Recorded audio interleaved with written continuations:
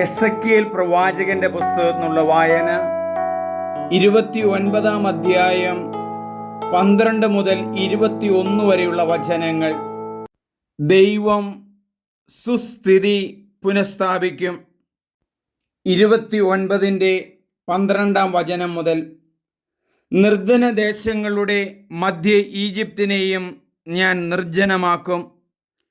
ശൂന്യമാക്കപ്പെട്ട നഗരങ്ങളുടെ കൂടെ 40 വർഷത്തേക്ക് അവളുടെ നഗരങ്ങളും ശൂന്യമായി കിടക്കും.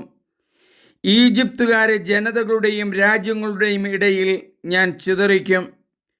ദൈവമായ കർത്താവ് അരുളി ചെയ്യുന്നു, ചിതറിപ്പാർത്തിരുന്ന ദേശങ്ങളിൽ നിന്ന് 40 വർഷം കഴിയുമ്പോൾ ഞാൻ ഈജിപ്തുകാരെ ഒന്നിച്ചു കൂട്ടും. അവരുടെ സുസ്ഥിതി ഞാൻ പുനഃസ്ഥാപിക്കും. തങ്ങളുടെ ജന്മദേശമായ പാത്രോസിലേക്ക് ഞാൻ അവരെ തിരികെ കൊണ്ടുവരും. അവിടെ അവർ ഒരു എളിയ രാജ്യമാകും. അത് മറ്റെല്ലാ രാജ്യങ്ങളെക്കാൾ എളിയതായിരിക്കും. ഇനി ഒരിക്കലും അത് മറ്റു ജനങ്ങളുടെ മേൽ ഉയരുകയില്ല.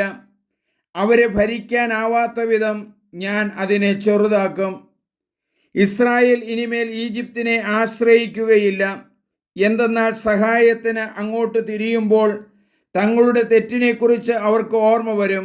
ഞാനാണ് കർത്താവ് എന്ന് അപ്പോൾ അവർ അറിയും.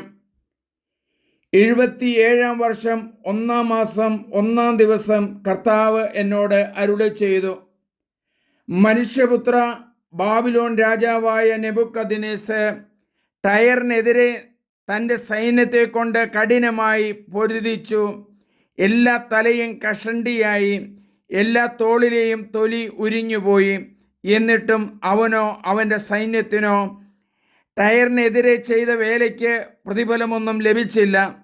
ദൈവമായ കർത്താവ് അരുളി ചെയ്യുന്നു, ഈജിപ്ത് ദേശം ബാബിലോൺ രാജാവായ നെബൂഖദ്നേസറിന് ഞാൻ നൽകും. അവൻ അവിടുത്തെ സമ്പത്തെല്ലാം തട്ടിയെടുക്കും. അവൻ അവിടം കൊള്ളയടിക്കുകയും കുത്തിക്കവരുകയും ചെയ്യും. ഇതായിരിക്കും അവൻ്റെ സൈന്യത്തിന് പ്രതിഫലം. അവൻ്റെ കഠിന അധ്വാനത്തിന് പ്രതിഫലമായി ഈജിപ്ത് ദേശം ഞാൻ കൊടുത്തിരിക്കുന്നു. എന്തെന്നാൽ അവൻ എനിക്ക് വേണ്ടി അധ്വാനിച്ചു. ദൈവമായ കർത്താവ് അരുളി ചെയ്യുന്നു, അന്ന് ഇസ്രായേൽ ഭവനത്തിന് ഞാൻ ഒരു കൊമ്പ് മുളപ്പിക്കും.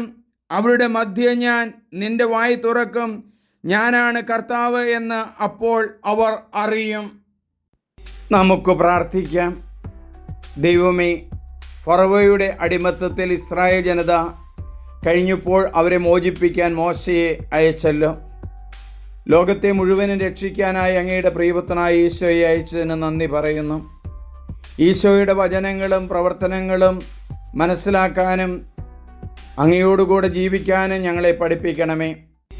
ഈശോയുടെ വചനം കേട്ട് സന്തുഷ്ടരായി സമാധാനമായി ജീവിക്കാൻ വേണ്ടുന്ന കൃപ നൽകണമേ.